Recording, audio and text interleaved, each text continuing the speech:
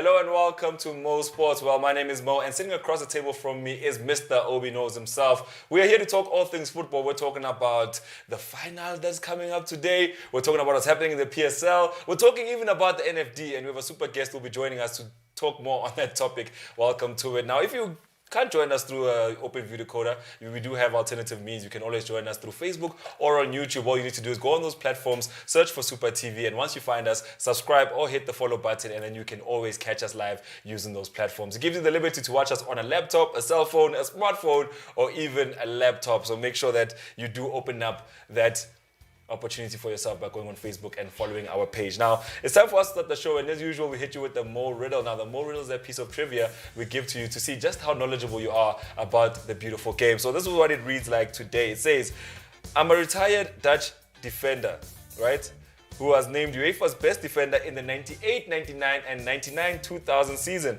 I've won the UEFA Champions League once and lost out in the final in 2005 with AC Milan against Liverpool.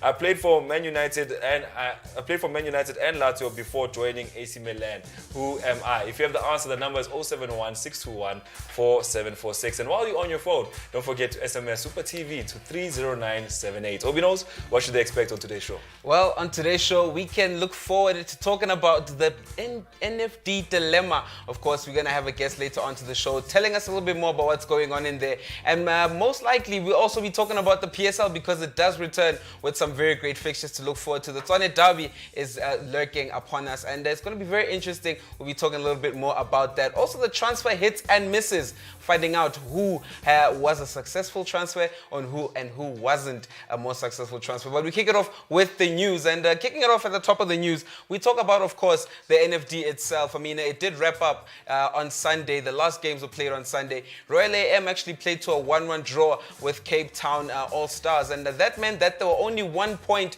on top of Sekhukhune, a team which is supposedly supposed to receive 3 points from the arbitration. According to the laws, of course, Sekhukhune is supposed to be getting 3 points because of the dilemma that happened between themselves and Polokwane City. But stay tuned to Mo Sports, because in a few we'll be talking to one of our NFD analysts.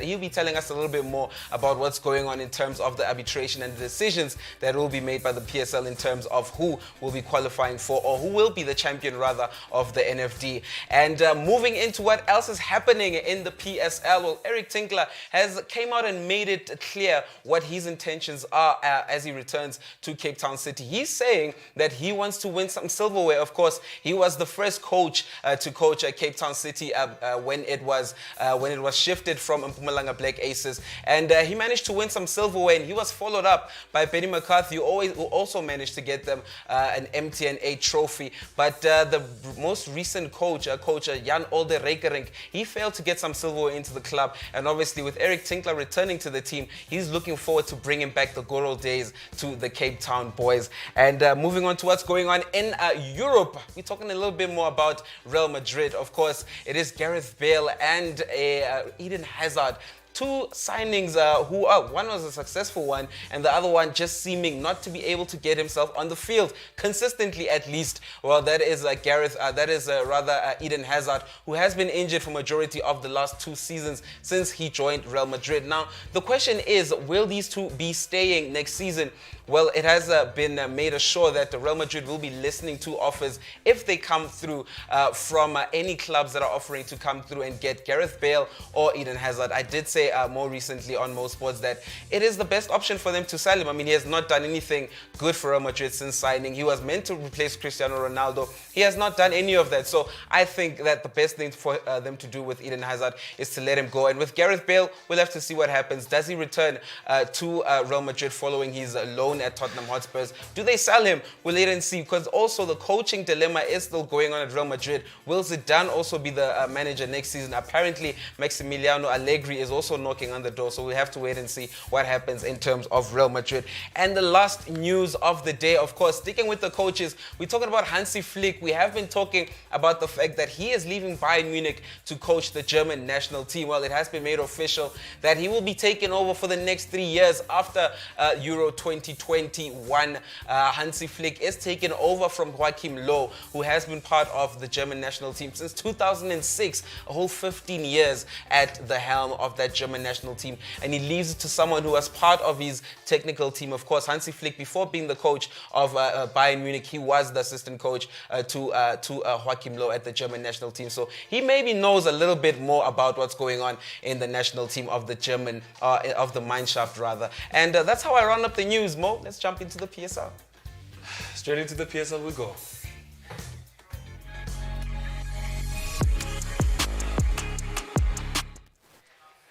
Welcome back. Now it's time for us to talk about Kaizer Chiefs. Now the best team in South Africa at this moment in time, because they are the only outfit left in the CAF competition right now. They are the only team left. I mean, you have to think about it. They are still in the semi-finals of the CAF Champions League, and that's the team. Now, read the statement very clearly. It's not a lie. Look at it. It says Chiefs needs 3 points in order to keep up with their hopes of reaching the top 8. But not only that, Obi knows, they need 3 points not to find themselves sitting on the edge of relegation. Yeah, look, I don't see them going towards relegation. You know, I have been saying that. In fact, I have to take my words back, because I said on Saturday, before Kaizer Chiefs played Simba, I did say that I feel like Chiefs have the quality to make sure that they don't concede, so many goals. And they went on and conceded, a whole 3 goals against Simba. So I can't trust Chiefs anymore. But I don't think that they'll be bad enough to not make the top 8. I think the game that they have today against the Black Leopards is a perfect chance for them to bounce back from that loss that they got against Simba. So I do think that Chiefs can actually go into this game and get themselves some 3 points. The nice thing about it is that we don't have to wait long to know the fate of Kaizer Chiefs, because that game is kicking off at 3 p.m. And not only that, now they're playing a Black Leopards that their fate has already been sealed. They know where they're going next season. Now it's time to figure out if Kaizer Chiefs will be close to them, or will they be in that top 8, Obi knows. And Obi knows, you don't look like you're... I'm disagreeing. I think Black Leopards, they've been at the bottom of the table for a very long time, but mathematically speaking, they can still get themselves out of that situation, especially if they can start off by getting the win against Kaizer Chiefs today. I mean, it's a difficult one, and it would be a very big one if they could get the win against Kaizer Chiefs today. It would get them a bit closer towards getting themselves out of that relegation spot, maybe also getting into the playoffs rather. I heard someone say that now the next team we're going to talk about is based in Pretoria. Now there's Mamelodi Sundowns and then the Super Sports United. And he said to me, Super Sports United is the Kaizer Chiefs of Tswane. So now we're talking about the other Kaizer Chiefs. Apparently the Kaizer Chiefs of Pretoria. But Super Sports United, for me, honestly, a disappointing outfit for this season. I mean, they've been building up to doing something amazing in the Premier League for a longest time. And then now this season they came back and they didn't quite be the Super Sports United we expected from them, especially looking at the teams in and around that top 4. I mean, we've seen a lot of teams go into that top 4. We saw Swallows occupy that second position for the longest time. They fell down. We saw Orlando Pirates also occupy and also fell off. And then we also see the 2 teams from KZN come into occupy, and then they also managed to do it at the right time because they've stayed there. Yeah. But Super Sports United was also in the top 3 or top 2, who knows. Yeah. But they've fallen so far down. It's very miraculous. But for me, they are the disappointing outfit of the season. Yeah, well, you could say they were disappointing, but we have to take into consideration the injuries that they had throughout the season. And one thing I don't support, like I've been saying about Caetano Tembo since he made that statement about not giving his young players playing too many games. Those type of comments are making his team look a bit weaker than they are. And I do think that he has had enough quality, to try and maintain a top 4, a top 5 spot. So I do think that it's been a bit disappointing in terms of form, because they haven't been able to get the goals without Bradley Grobler scoring the goals. They struggle a little bit more. Tamsanga Kapuza not really getting into the action as well. So I do think that they did struggle, towards the end of the season. But hopefully, with a few games remaining, it's a big one against Mamelodi Sundowns. Sundowns, maybe, they obviously trying to start the party, because a win for them today obviously means they champions. So Super Sport be trying to ruin the party for them. All right, let's go on and let's go see the top goal scorers in the league so far. I mean, we just talked about Bradley Grobler, and he looks like at this point in time he's done and sealed it. He has 14 goals to his name, and then Kutumela, our favorite Tabiso, he's bringing us joy. He's sitting there with 12 goals, and then you can see Peter Shaulile, Obi knows his favorite player, is sitting there in 3rd with Khamil Dean, a player that was linked with Kaizer Chiefs, but now it looks like we don't know if he'll go there or if he's going to stay at Swallows, Obi knows. But we're looking at that top 5, and it's a very interesting one. I want to see if Brett Grobler can keep that position. And also, why has he not left South Africa yet? Well, look, I think injuries have been his biggest downfall, throughout his career. If anything, especially his time at SuperSport United. I mean, he's been taunted by injuries. I remember him from the days of Platinum Stars as well. Still Silver Stars at the time, if I'm not mistaken. He was a person who would score so many goals, and I did expect, to see him going out. But more recently, I mean, Esperance de Tunis is looking for him as well. Apparently, rumors are surfacing about him, looking for a move out there. So we'll have to wait and see what happens. But it doesn't look like, to me, that he might believe. I mean, at the age of 33, it doesn't look like he has a lot left in his career, so I don't really see that move materializing. So let's go see what's happening with Orlando Pirates, because they are a very interesting outfit now. The question is, will they be able to play Confederations Cup next season again? As you know, they've been knocked out by Raja, because Raja just spiced up the bones and put them aside. But now the question is, will Orlando Pirates be able to maintain a position in the top 3 and get themselves into the Confederation spot? Now, do you think they can do it? I think they can. Of course, it would take a lot of character at this point. I mean, I have said a lot about Coach Zimbauer, and if he does continue to not play players who will get him goals, I mean, if his main outlet is Dion Hotto to score goals, then I don't think he'll get quite a lot of goals. And it's been very evident, throughout this season that Hotto's not a person who's going to get you quite a lot of goals. He will be very creative, going forward. He is a very useful player, but he needs to add someone in there who will be able to get him some goals. And I've been saying it time and time again. And I hope that, it finally happens for him, that, he'll actually bring in someone who will get him goals from the beginning of the game, not having to depend on, someone who comes in the second half in the late minutes to get him a goal. So I hope Pirates can actually, get their minds right, because they've got a chance still to, qualify for some of those Champions League spots. You know what I find very ironic, I mean, in South African football, a lot of times we celebrate players that are skillful, but not visionaries. I mean, I remember sitting down with Dr. Kumalo, and he said to me that a player who's intelligent is more important than a player who's skillful. Because if a player is intelligent, he's able to create and open opportunities for his teammates. And what helps a footballer become a world-class footballer is not what he can do with his feet, it's what he can do with his mind. And in South Africa, it looks like we're always drawn to someone who can drag the ball from left to right, put someone on the floor, but they're doing that in the wrong positions on the pitch. They're doing it far away from the goals, not in areas where they can affect the game going forward. So it's something that we need to look at. I mean, you look at Orlando Pirates, you hear about your Hottos, you hear about your Pules. Yeah. These are players that we know every day will put someone on their seams, will put someone down, make you sit down now. True.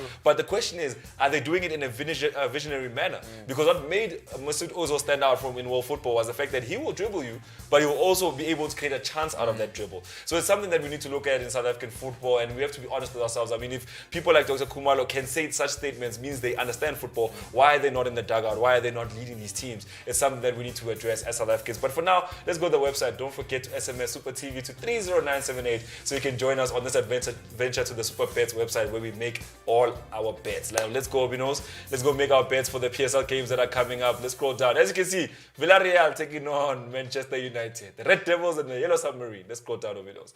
Let's go to soccer. Let's go make... Is there a price boost there? There's 20 price boost, guys. There's no price boost. There was price boost down there. For what? You want to check out the price boost? I don't think it'll be there for PSL. Okay, OB.KNOWS. It's time for us to do the things that we do the best. So what we want to do is going to do 3 single bet slips. We're not doing multi-bet slips no more. We're just taking a policy for the next week. It's month end. We need to buy bread. OB.KNOWS. Let's go. Okay, I think Kaizer Chiefs is not going to let this one slip up. So we'll give them a win. I think it's going to be a corner, and then Castro's going to get a deflection, and then boom, it's going to be a goal. So you think Castro's going to score? It's going to be a corner. That's all I know. Another market, maybe you can say who will score. No, that's not going to be available here. It's not going to be available here. Oh, all right. Yeah, that's in a whole different place. So let's go back one page. All right, let's go. Can actually is this? Yeah, let's just say away win. Away win. Away win. And then put a clipper on it. A clipper? Okay, put 2 clipper on. 2 clipper? Okay. Just put a clipper on. Wait. So we're going to do bet slips and place clippers on them? You see, that's 210 bucks already. And there's no way Black Leopards beat Kaizer Chiefs today. Don't quote me. So don't come back and quote me. Just.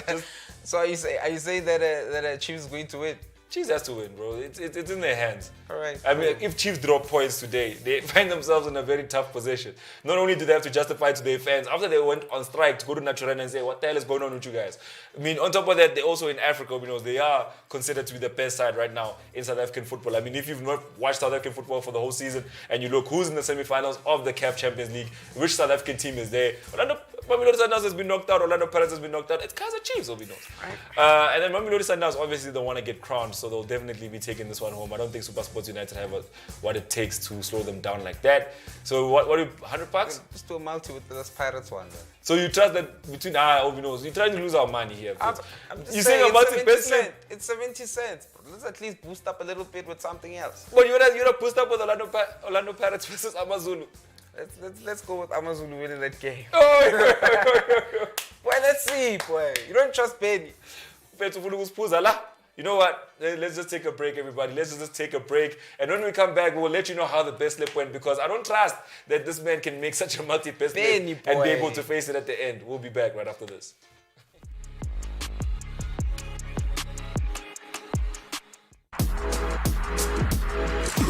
You are watching Super TV, Open View, channel 150.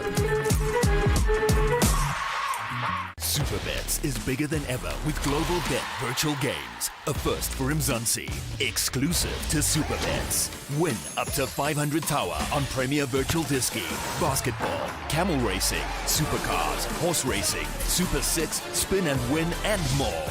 Join our Global Bet community of winners. Sign up now to claim your free 50 Rand bet. Visit superbets.co.za and bet with the biggest.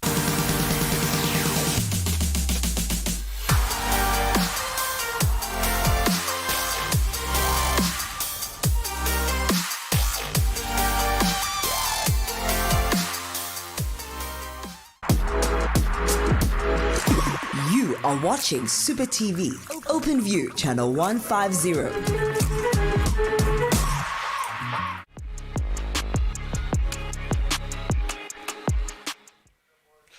Welcome back to Mo Sports. Now, if you're just joining us, you missed out on all the local action, but don't despair. We're about to have a guest on the Skype who's going to come talk to us about what's happening in the National First Division. Now, if you're not a fan of South African football, then you definitely don't know what's happening in South Africa. Now, it's a situation that demands that we get someone who deals with such things in terms of a journalistic perspective and hear what he has to say about it. Mr. Mokoena, how are you?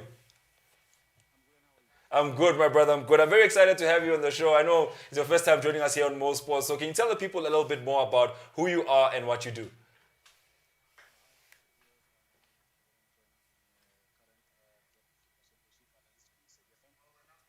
Or a journalist, I write soccer articles as well. Yeah. All right, no, most definitely. Now, we are very interested in what's happening in South Africa, and that's why we're giving you this call today, because this season was a very tight one in South Africa. I remember at some point we looked at the whole top 10, and it was like 7-point difference. We didn't know who was going to go up. What does that say about South African football in the context of what's happening in the NFD? So much happened this season. Remember, from the beginning of the season, teams have been fighting so much. The teams...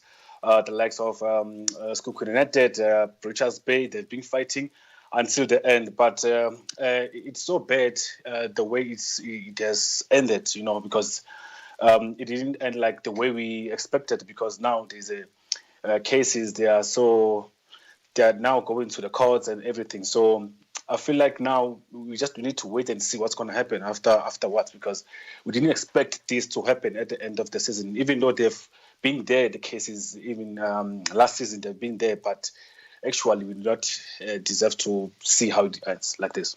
So can you give us more context into what's happening? Because at this moment in time, we see Royal AM is sitting at the top, or Skukune is sitting at the top, but they're still not a champion yet, as far as we know, because people are still saying that the boardroom politics have to be ironed out before we can actually crown someone a champion. Yeah, you remember Polokwane City was playing against Skukune United on January, so Polokwane City won 1-0, and then there were 4 players in the team sheet under 23s, meaning the rule of PSL is that you must have 5 under 23 players on the team sheet. So now Polokwane City, they're trying to appeal for that matter, because from what I heard is that one of the players, the under 23, tested positive for COVID-19. So now Skukune, they were awarded with 3 points and 3 goals. No, but PSL did not even update the log, because they turned down the decision from the DC of PSL. Now, this all happened in January. Why is it taking so long for the PSL to come up and say, okay, here's your 3 goals, here's your 3 points? That's how it is, my brother. At the end of the season, most of the teams, they try to complain about 3 points because they know very well that 3 points is very, very important. So, but I feel like PSL could have done this match a long time ago. We couldn't have to wait and see how it ends like this.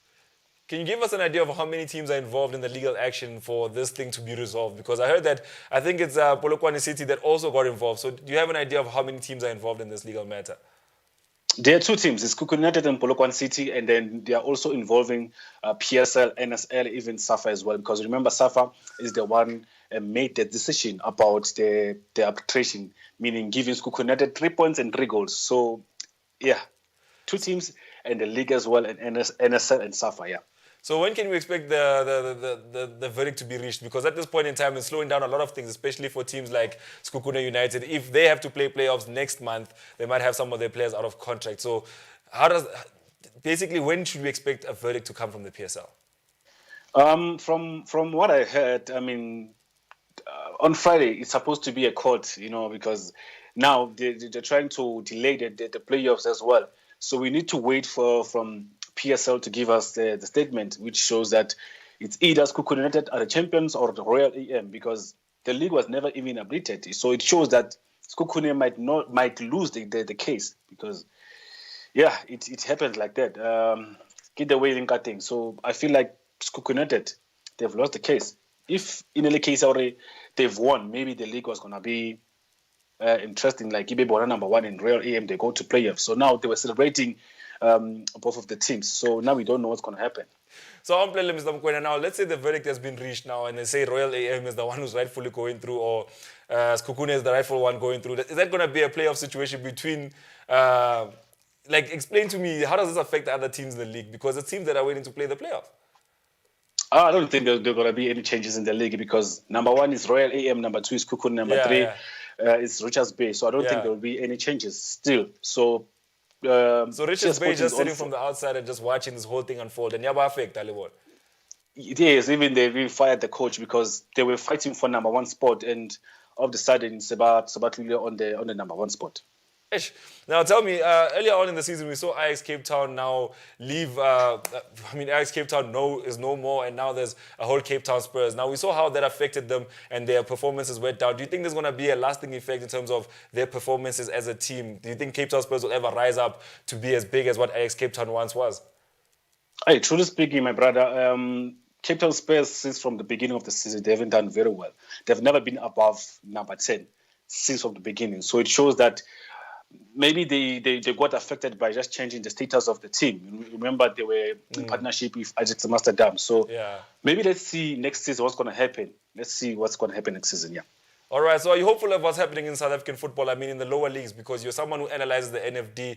Are you giving us a good report to say maybe there's good development happening there's good players coming through, there's good styles of football, good coaching? Give us a report of what you think is happening in the NFD in sight of what happened this season.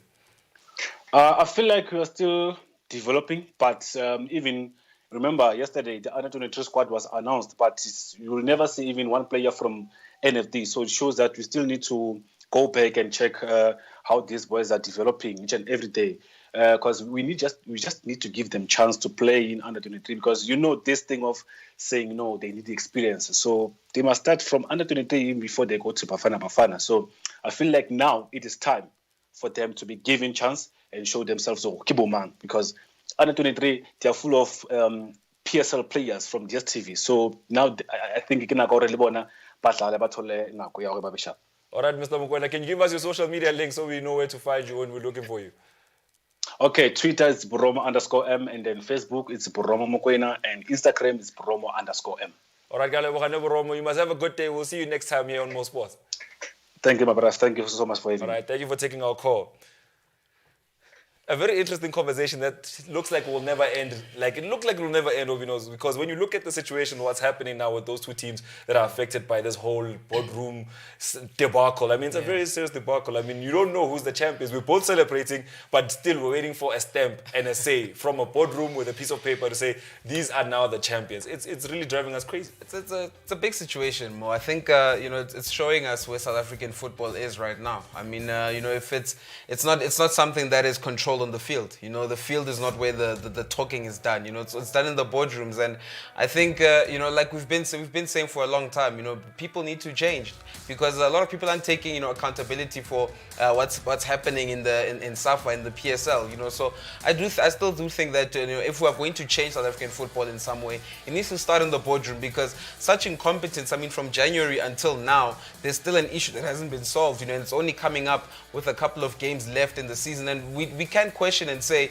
why is Sekhukhune only coming up with this case, you know, when there's about 3 games left? But it was still under the PSL's jurisdiction to be able to, you know, make sure that these matters are sorted out way before they become a problem, and I still do think that the PSL need to take accountability for these actions. I actually like what Baromo was saying when it came to the age quota in the NFD, because when he mentioned the fact that we have an under 23 squad, but most of those players are coming from the DSTV Challenge and they're not coming from the Glad Africa Championship. I mean, you're looking at something that where these players are playing first team football in the NFD and they're being overlooked for people that are playing in the reserve side of the biggest clubs in South Africa. So what does that say about the development of our football? I mean, if I'm playing first team, just because I'm playing in the NFD, it doesn't mean that I'm not quality. Yeah, true.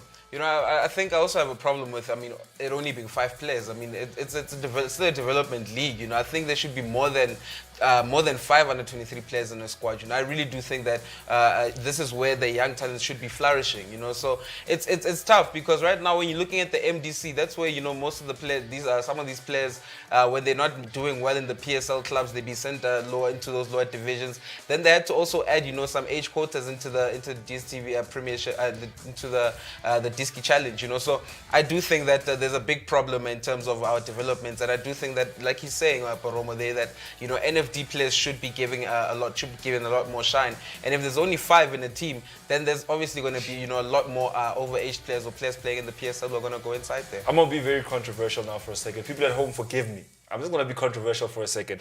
Do away with the quota system. Just throw it away. One side with the quota system. I remember when we were playing cricket in under 14, under 15, there used to be a quota system that was based on a race. I'm just going to put it out there.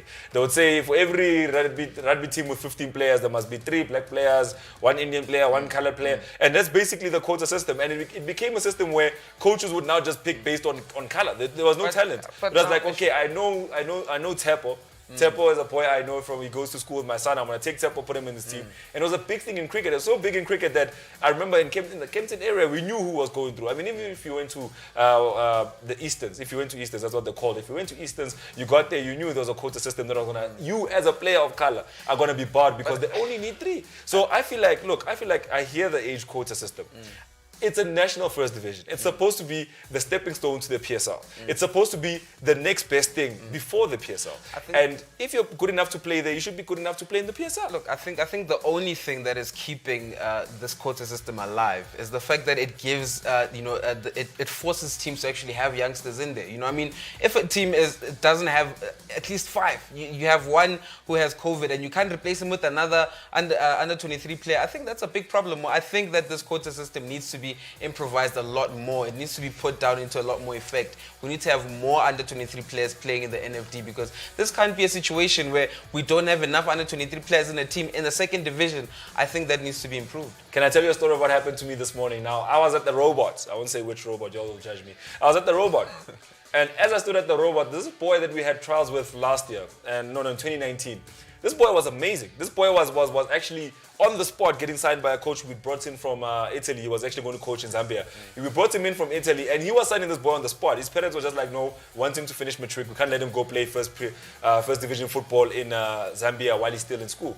And this boy is still going to that school. As I parked at this Robot, I'm watching talent walk across the Robot and I'm like, this boy is still walking to school. This boy should be somewhere playing proper football, and that's what's killing South African football. The fact that we don't have a relationship, as at football clubs, we don't have relationships with schools, with tertiary schools, high schools. That's where we get the talent from. I mean, the talent is there. The schools have facilities. They have football grounds. They have the facilities. Why are clubs not going to these schools and saying, look, you are a school in my area. I'm going to come and sponsor. I'm going to come provide garden service to make sure that the grounds are what I need them to be. They have you under 14, 15, 16, 17, first team and second team. That's 6 teams of development that all you need to do is provide with assistants, and you will have a pool of players to the kingdom come. But for some reason, OB knows, you don't see big football clubs going to schools in the areas and actually being dominant. I mean, if you look at the history of South African football, but Dr. Kumalo got found playing at school. Yes, that Buchulia Kanya got found playing at school. But Jaupulo got found playing at schools. So it's a problem with the clubs and their development systems, not a problem of the quota, because the quota system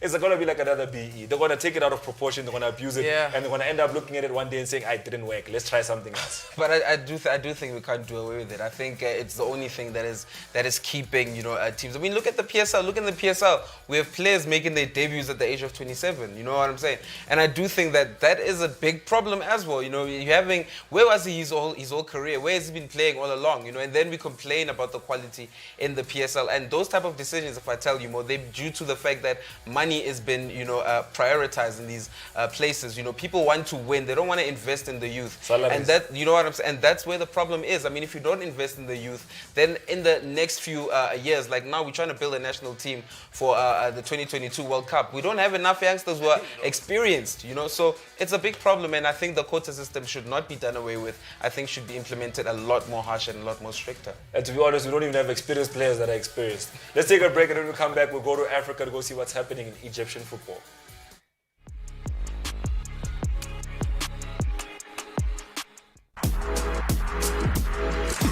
You are watching Super TV, Open View, channel 150.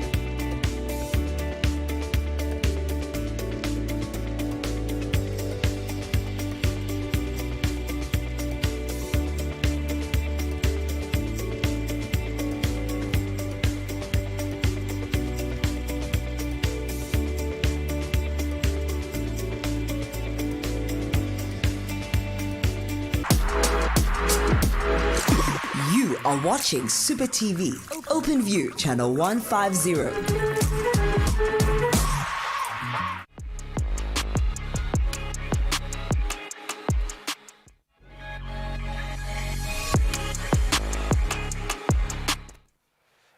Welcome back to Mo Sports. Now you're tuning to channel 150 on your Open View decoder. It's Super TV, powered by Super Bets, and we are the super presenters bringing you all the super news and super football that you can take in one day. Welcome back. Now I'm joined by OB.KNOWS, who's off camera right now, but it's because I need to show you the Mo riddle. Now the Mo riddle is a very interesting one today. If you have the answer, the number is 071-621-4746. So this is how the Mo riddle reads today. It says that this Dutch international, who was rated the best or voted as the best defender of 99-98 or 98-99 and 99-2000 season. He was the best at that time. He has a Champions League title, but he lost out against Liverpool in 2005 in the Champions League final because he was playing for AC Milan. And before he played for AC Milan, he managed to play for Manchester United and Lazio in no particular order. I mean, if you don't know the answer to this one, I doubt you know football. Come on, guys. There has to be just one man, but I can't give you the answer right now. What you have to do is watch until the end of the show, where we will then reveal who the answer to the moral is. But if you want to submit your answer, the number is 071-6214-746. And while you're on your phone, don't forget to SMS Super TV to 30978. I mean, you're on your phone anyway. While you're liking us on the Facebooks and on the YouTubes and on the Gram, then make sure that you also hit up with the SMS. But let's talk about what's happening in Egyptian football. Now, we're talking about two Egyptian giants here. The first one is Zamalek. They've been enthralled in a 5-goal thriller. Yeah. 5 goals and 2 red cards. 2 red cards in the game. It was a very interesting one to watch. I mean, Zamalek are a team that's sitting at the top currently, and we've been saying that their main aim is to obviously open a gap as big as possible before, Al Ahly come back into league football. And because Al Ahly haven't played league football in the past 3 or 4 match days, and they've got currently 5 games in hand, and they're about to go play in the African Super Cup as well. So they're missing another week of football in Egypt. So it's going to be very interesting to see if they can catch up, but also very interesting to see if Zamalek can continue opening a gap, because right now they're looking more likely to do that. Al Ahly is like a kid in high school who plays rugby and then now he leaves early every now and again. On Friday, we'll be like, where's Tsepo? Man, they gone to where's school, what?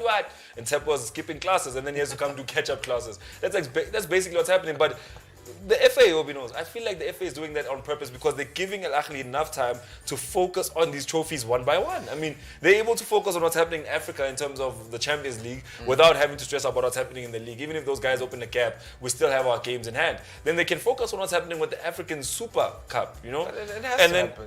But think about, I always wondered this, because when you look at Europe, you don't see Manchester City having 5 games in hand, 4 games in hand, while they're having to handle the UEFA Champions League fixtures. And they have to play the Carabao Cup, the FA Cup, the Community Shield, the Premier League, the Champions League. If they won the Champions League, the Super Cup. If they won the Super Cup, they have to go. 7 trophies they're playing, but you'll never find them with 5 or 6 games in hand. Well, to be fair, it's been a different year. Of course, with COVID and everything, things had to be at a halt. The European football kicked off way earlier before African football did. There was a whole lot of congestion in terms of how last season was going to end as well. So I'm not shocked with the amount of game time or games that Al Ahly rather have in hand. And Man City can also go to about 3 or 4 games in hand. So it's not something that is new. But I do think that right now they have to allow Al Ahly to be able to participate in all these other competitions, because if they don't do that, then they stand a chance of not having a successful Egyptian team out there. So I do think that it is the FA's responsibility to do such. I mean, the PSL did it with Sundowns more recently, especially with the CAF. So I do think that it's well within their rights to do that. I think we live in 2 different footballing worlds, because I remember when Liverpool had to go play in the FIFA Club World Cup and they had to play Aston Villa also. The FA was like, I've plan buffet. Second team, plan buffet. And then they had to come up with the second team. It would have been, we in the PSL here, we don't have the Telkom knockout anymore, and had we had the Telkom knockout, how different would it have been? I do think it would have been more difficult for Sundowns to get a chance to play in these competitions. So it is also the amount of competitions that we have, So I do think that this season it was much easier for PSL to be able to schedule things because of the Telkom knockout not being an existent tournament anymore. All right, let's go to the website and let's go check out what's happening in Egyptian football, because only the numbers can tell us what's really going on. Don't forget to SMS Super TV to 30978 so you can also join us on this expedition to the Super Stats website. Let's go. When we arrive, all we need to do is go to search. You're gonna scroll. You're gonna fetch it down there. Say Egypt. Egypt. Yeah, boy, I'm pretty sure it's not too far. You're gonna go alphabetical order. There it is. It's the second option if you just, Egypt. There we go. Yeah, Egypt. And then once we arrive there, as you can see, Zamalek sitting top right now. But look at that. They've played 24 games, and at this point in time, Al Ahly have only played 19. Now, to paint a perfect picture for you, Al Ahly has played 19 games. Al Masry has played 24 games. But yet Al Masry is sitting a whole 2 points behind Al Ahly. And Al Ahly is only sitting... you see what I'm trying to say here? These guys have enough games in hand to open a gap against Al Masry, go on and actually dethrone Zamalek where they sit. And this is something we saw in actually, OB.KNOWS was right, in the Spanish La Liga, where Atletico Madrid had Real Madrid had 4 or 5 games in hand, and then they played those games, and it was always tricky. Will they make it? Will they make it? Will they make it? Until Atletico Madrid actually lifted the crown. But it's something that's going to be very, very tricky towards the end of the season, because as you can see, when Al Ahly start playing those games in hand, it has to be scheduled real quick, because maybe they'll have to make it in deadline for the end of the season. And also, it makes it doesn't make a photo finish, OB.KNOWS, and everybody loves a photo finish. Let's put the website away and let's talk about your favorite club. Now let's talk about Al Ahly. Do you think they're okay? I think they're okay. You think that apology went well with them? No, I don't. I actually saw Peter Musimani's I almost said Peter Musimani's record label, but but rather, Peter Musimani's agency actually came out and said that they don't really recognize that apology from Mamelodi Sundowns. So I think that is what matters most. I mean, Al Ahly aren't really affected by what happened, on that day, but rather, Peter Musimani was the one who was affected. And I did say that I think Sundowns' apology was very vague. I mean, it was not towards Peter Musimani. It wasn't towards what the situation was. So I do really believe that Pizzo is not okay with it, but rather Al Ahly, they're in perfect moods. I mean, they just qualified for the semi-finals of CAF. It looked like they were stuttering at the beginning. Remember, they lost against Simba at the beginning, and we had a lot of question marks about it. So I do think that they're quite much relieved to be where they are right now. And I think playing in Qatar to this CAF Super Cup, it would be a very good excursion for them to go out there and try and win another trophy for them. Give them courage towards the end of the season. All right, let's go back to the website, because we need to check on one more thing. Now we need to go to the Moroccan League and go see what's happening there. So we know it's going to scroll for us while he prepares us. Just remember to SMS Super TV to 30978 so you can join us on this beautiful expedition we call the Super Stats website. And we're ready now. OB.KNOWS, can we please navigate to Moroccan football? Now, you said you want to go check out the Moroccan League. It's fine, because I also want to see what's happening in Ethiopia. Botola. Is it Botola or Botola? It's Botola. Yeah. So there's your Wydad Casablanca's. Kaizer Chiefs will be hoping that Wydad don't pull what they've been pulling in the league. But looking at that, they've conceded 13 in the league. So Kaizer Chiefs can also be like, no, they can concede goals. And then there's Raja Casablanca. They only conceded, let's see how many they've conceded in the league, 14. Funny enough, Raja Casablanca only conceded 1 goal in the CAF Confederations Cup. So it's something that we were discussing in depth. We were very intrigued to see that. Let's go down. Which team are we looking for? Berkane, and they're sitting 10th. They're sitting 10th. Why are we looking for Berkane? They're the ones playing Al Ahly in the Super Cup, the African Super Cup. So surprising to see them. You can put those away. Let's hear them in. Yeah. Surprised to see them sitting so low. I mean, if they're playing in a Super Cup, you'd expect them to be either as well in a CAF competition this season. I mean, it's not looking all too good for them. I mean, I think Al Ahly, looking at the season that Berkane are having right now, I think Al Ahly are going to run away with it. Al Ahly are running away with everything. They're just showing up and collecting. Thank you for taking us. Thank you.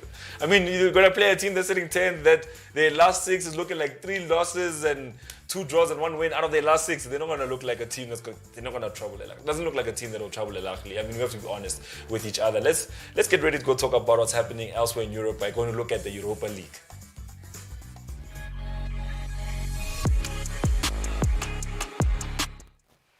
Are you excited? I am. I'm very excited, because Villarreal are going to be facing none other than the Red Devils themselves, Manchester United. Now, Manchester United fans must be ecstatic, because the last time they were at this position, they were there with Jose Mourinho, and they actually were crowned champions. But this time, it's a different story. It's a different villain. I mean, it's a different protagonist also. I mean, it's Ole Gunnar Solskjaer versus Unai Emery. Unai Emery already has titles. He's like John Cena right now in this situation. I got titles. World champion 3 times, you know what I'm saying? And you have on the other side, you have Ole Gunnar Solskjaer who's still like, I still need to get the trophy. I still need to make something of myself. But at this point in time, they have Edison Cavani, who's on form. They have Bruno Fernandes, who's also on form. They have a Paul Pogba, who has been reborn. I mean, when was the last time you heard Paul Pogba saying he's trying to leave? It's been a minute. It's been quite some time. I mean, I wouldn't really expect him to be complaining quite a lot, especially, with how the season is going right now. So I don't really expect him to be complaining. I mean, the team is doing well so far. He's also struggling to, get into the team. And I think more than anything, he's been forced into this team. A lot of times you see him coming off of the left when the formation is laid out. He's usually coming off the left. So I do think that they're trying to force him into this team. But, I don't see him complaining, and I don't see him actually leaving anymore come the end of the season. Well, it's a very interesting one because those are two players that you just saw on the screen. Those are very crucial players. I mean, I've been seeing the replays of that ghost assist from Bruno Fernandes and that beautiful goal from Cavani. It's been everywhere. Yeah. I mean, everybody's saying, what an assist from Bruno Fernandes. And I'm like, what a ghost touch from Bruno Fernandes. But it's a goal that stands, and these two guys are in the final. But from the other team, we're looking at Gerard Moreno now. Gerard Moreno is a goal scorer, and he's also a player that they should be worried about. The player they should be worried about, I mean, he's been carrying Villarreal this season. I think he scored about 23 goals this season with about 7 assists. So, I think that it's a big contribution towards this season. I mean, only in La Liga as well. So, I do think that Moreno is a player that we want to look out for. I mean, he's also made it into the Spanish national team squad as well. So he's a player who's had a very good season, a very decent season. So I think if Man United are going to be troubled, they'll be troubled by this man right over here. Gerard Moreno. Now that's the other player that they need to look out for. Now we did talk about the two from Man United. We talked about the one from Villarreal, and know what time it is. It's time for us to put our money where our mouth is. Now let's go to the website. If you're ready for us, we are ready for you, because if you're not going to make a bet, then why are you going to watch the game? You have to watch the game with a little bit of hunger for a win. Pick a side or don't watch it at all. Let's go see it. Right. Click on that one day in the center. Click on the banner. Same time. Don't waste it. Don't waste time. You're right there. Let's see. Boom. How many points can you accumulate in the bag? Okay, the final. Let's scroll down. I was going to ask us for all these details, but let's scroll down. Let's see. Match winner in the 90th minute. All right, let's scroll down. Let's see the options that we have. First team to score. Ooh, in 90 minutes. Double chance. Half time, full time. Oh my goodness. Oh, it's a lot. First half winner. Total goals. So basically, this is going to be one hell of a slip if you go this route of making your bet in this game. Oh, over 2.5. That's a very high one. Winning margin. Only 617 people have entered so far. So let's put that away. If you want to be one of the 618 people that have joined, I mean, you'll be the 618th person. Make sure that you go on the website and you click on that banner and you start the process of making that best slip. Now, we're going to go make our best slip while you go on a break. And when we come back, we have to talk about some of the best and worst signings of the transfer season.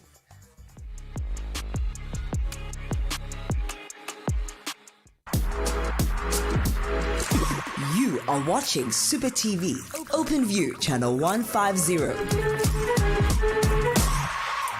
Superbets is bigger than ever with Global Bet Virtual Games. A first for Mzansi. Exclusive to Superbets.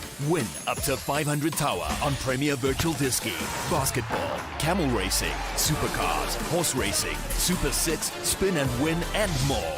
Join our Global Bet community of winners. Sign up now to claim your free 50 Rand bet. Visit superbets.co.za and bet with the biggest.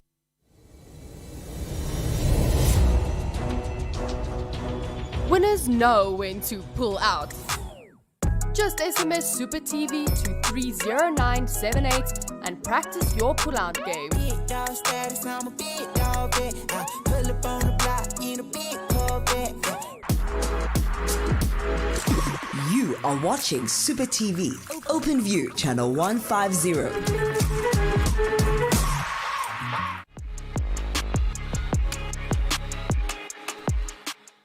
Welcome back to Mo Sports. I'm very excited to have you back because we are about to wrap up the show, but not before we give you the Mo riddle one more time. Now, don't forget, you're watching us on channel 150 on your open view code at Super TV, powered by Superbets. Alternatively, you can join us through Facebook or on YouTube. It's as easy as going on those platforms and searching Super TV, hitting the follow button or hitting the subscribe button. Now, it's time for me to give you the Mo riddle. Here it is. He is a Dutch international. He's retired now. I believe he's a manager. And he was voted the best defender of the 98, 99, and the 99-2000 season. He played for the likes of Man United and Lazio before moving on to AC Milan. And he has a Champions League title, but he missed out on the Champions League title in 2005 when AC Milan played Liverpool. Who is this defender? I mean, let me give you the last clue. He was in the starting lineup. And he was the only Dutch defender in the starting lineup. I mean, you have to have it now. If you want to submit your answer, the number is 071 621 4746. Now I'm very excited because we've gotten to the point where we have to talk about the best and the worst. Yeah, mostly the worst. I mean, we have a list of 5. Yeah. We have a list of 5, and it's going to be a very interesting list because there was a list of 10 before, but a couple of names were then reduced. They were just removed. Let me give you the list of 10, and then he will, Obi knows, give you the list of 5. So it was Wesley Fofana, Edison Cavani, Donny van der Beek, Thiago Alcantara, Diogo Jota. We had Ruben Diaz in there, Nathan Ake in there as well. We have Thomas Partey, and then we had Kai Havertz and the Timo Werner. Now, the list is now drawn up and listed, narrowed down to 5 players. Who are these 5 players? Well, the 5 players that will be looking, whether it was a hit or miss in terms of these transfer windows, is Timo Werner, Kai Havertz, Ruben Diaz, Thiago Alcantara, and Edinson Cavani. Those are the 5 players we'll be looking at right now. So no Diogo Jota? Yeah, not Diogo Jota. Injuries. But this, yeah, I guess injuries. You know, and can't really rate him that much. But this man on the screen right now, Timo Werner. Werner, let me tell you, Werner this season, he's played 35 games, right? Yeah. He's played 35 times for Chelsea in the league. And he has not managed to score quite a lot of goals this season, missing quite a lot, only getting 6 goals this entire season. And he's a player that we do know that, when he was sold to Chelsea, right now his worth is about 65 million, right? Yeah. And when he was sold to Chelsea, it was around about 30 to 35 million when he was sold to Chelsea. So, question marks would be, how good has he been for Chelsea? Has it been very useful, which I do think he has been. I think he's been very useful in terms of the way Chelsea attack. But in terms of his effectiveness in front of goal and scoring goals, he's been very, very poor. But if I was to say this is a hit or a miss, I would say we still need to give him some time. And I would say it's a hit. I wouldn't lie. It's a hit. You say it's a hit? I say it's a hit. Well, I can't disagree with that because I was about to actually go and say, if you say it's a miss, I mean, looking at him, I mean, he's an intelligent runner. I mean, I feel like if you look at a player like Vinicius Jr., has the pace, does not have the brains. True.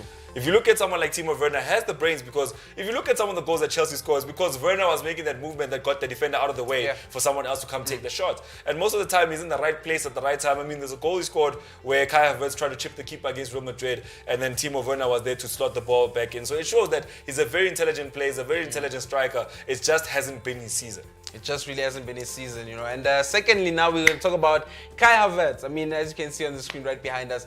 Well, look, at the beginning of the season, he was signed for a whole lot of money. I mean, 72 million pounds. That's a whole lot of money. He was the most expensive transfer this past transfer market in the EPL at least. So it was quite a lot of money that they paid for him. And for what he has done this season, I wouldn't say that he has done quite enough, but let's remember that at the beginning he was having it hard under Frank Lampard, couldn't make it into the squad. But since Thomas Tuchel took over at the team, he's played him up front, playing ahead of Timo Werner, who now falls part of, the three men who play behind the top striker. And I think, once he's playing at the top, he's been a very good leader at the front. I mean, he's very skillful. We saw him playing against Crystal Palace, and what he did, he scored a couple of goals against Fulham as well. So I do think that, for us to say he's a miss, we still need to see a lot more from him. I think he's been improved since Thomas Tuchel came. So I'm looking forward to seeing quite a lot more from him. So I'd say it's a hit as well. All right, so he's made 29 appearances this season, 9 of which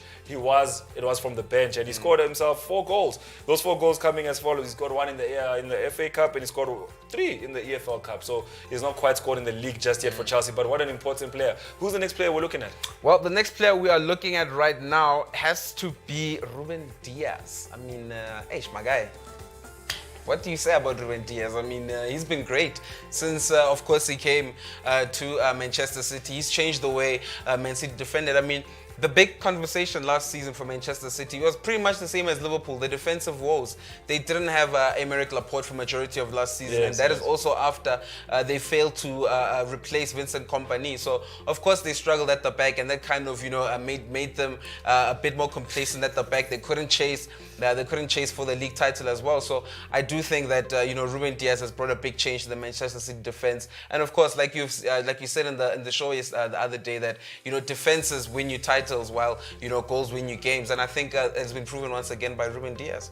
Ruben Diaz is a very special one. I mean, when you look at how much money Man City was just like, take our money. We just want him. We just want him.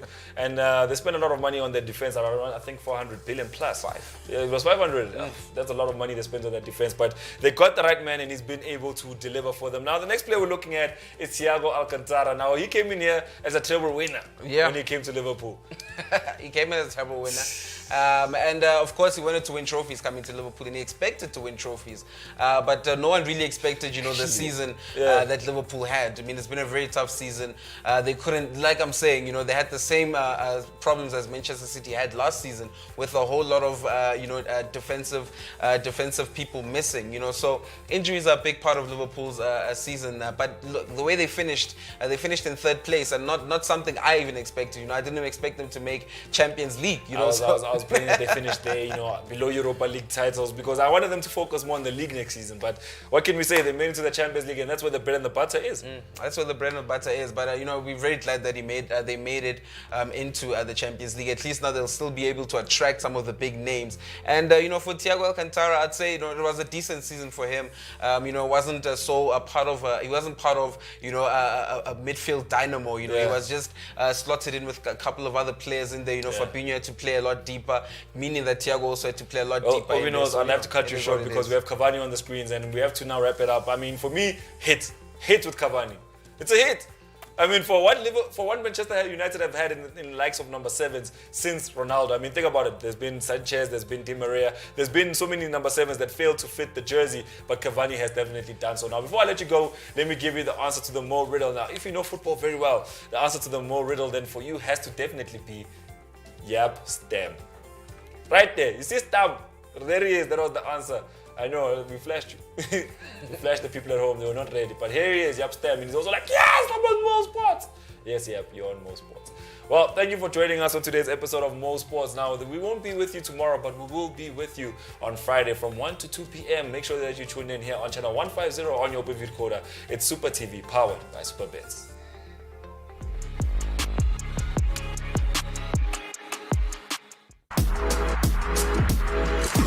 You are watching Super TV, OpenView channel.